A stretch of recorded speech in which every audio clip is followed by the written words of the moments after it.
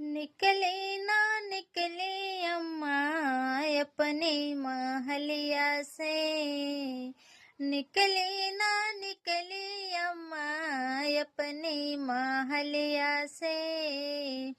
आई गईले सुंदर दुल्हा, आई गईले सुंदर दुल्हा अवध नगरिया से। आई गईले सुंदर दुल्हा अवध नगरिया से। आई गईले सुंदर दुल्हा। जगमग जगमग लागे जनक जी के गलिया है। जगमग जगमग लागे जनक जी के गलिया है। आई गईले राम दुल्हा अवध नगरिया से।